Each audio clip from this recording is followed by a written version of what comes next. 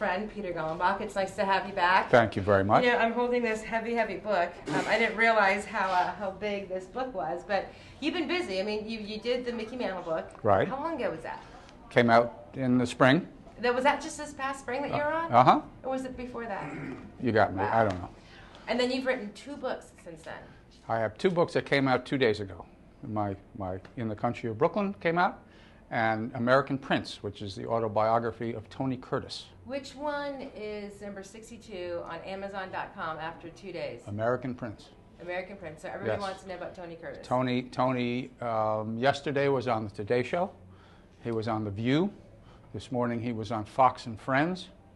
You know, our TD actually said he saw Tony Curtis on Fox and Friends. Absolutely. We didn't believe him because we didn't think he watched the news. And in the next few days, the Turner Classic Movie Channel is going to be playing his movies and going to be talking about our book in between commercials.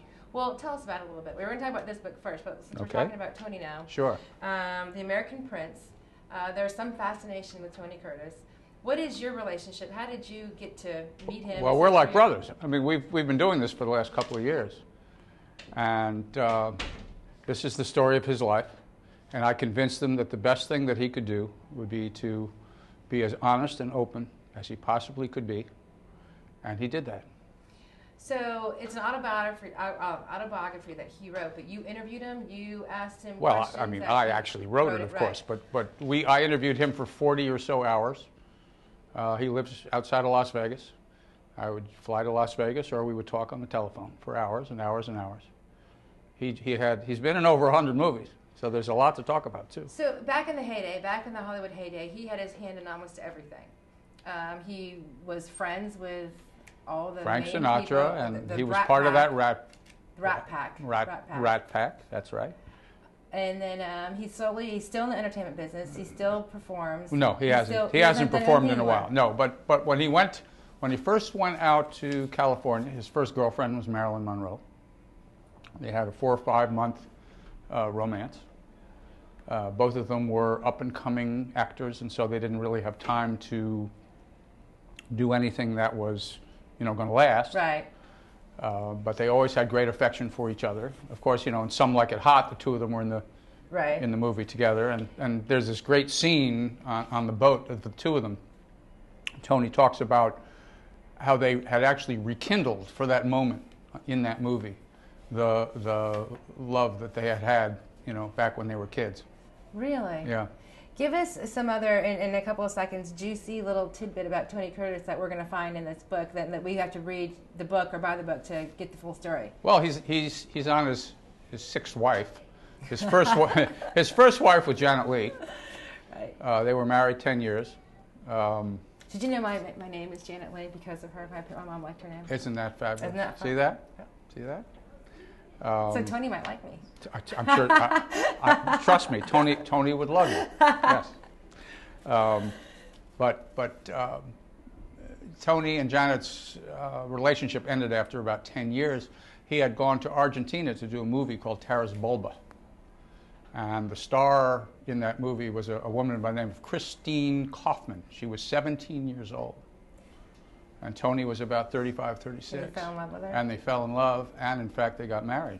But if anybody wants to know the rest of that story, they need to go out and get that book, because we want to talk about In the Country of Brooklyn. What is the fascination with Jackie Robinson and Brooklyn?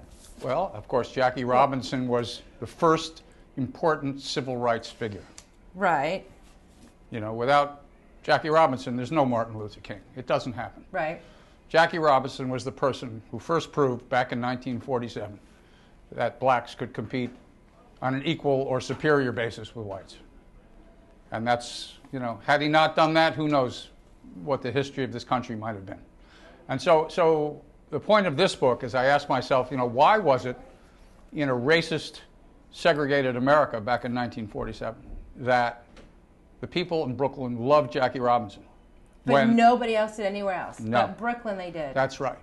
So why? So that was the key question that sent me off on this journey. And so what I did is I interviewed all sorts of fabulous people. Like who? Who were some people you interviewed? For instance, Henry Foner. Okay, who was Henry Foner? Henry Foner was a high school teacher back in the 1940s and 50s. He had 3 brothers who were also college professors.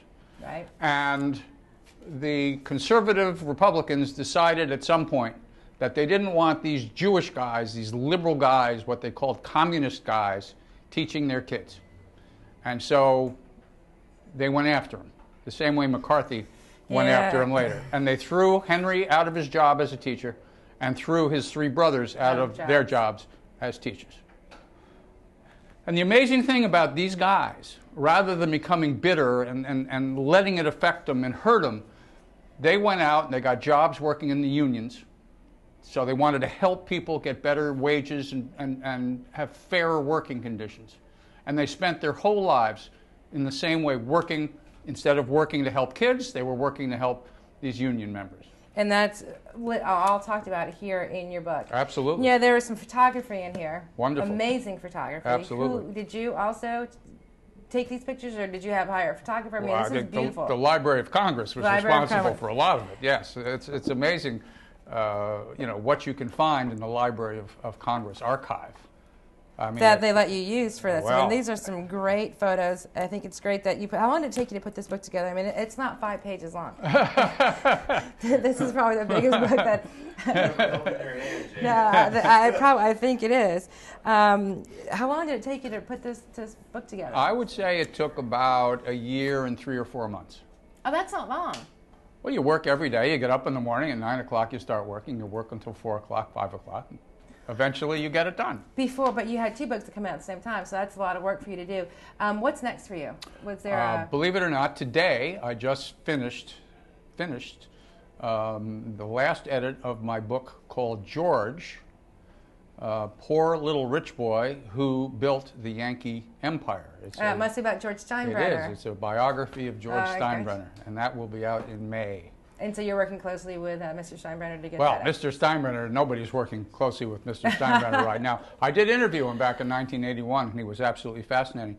I'm going to be at the St. Pete Times Book Festival on the 25th of October. So if anybody would like to come over and say hello, I'd love to see them. Sure. And give us your website. Where can people get these books? Well, you can get them on Amazon. That'd be the best place to get them. My website is golenbockbooks.com. Golenbockbooks.com. We want to have you back here when Steinbrenner's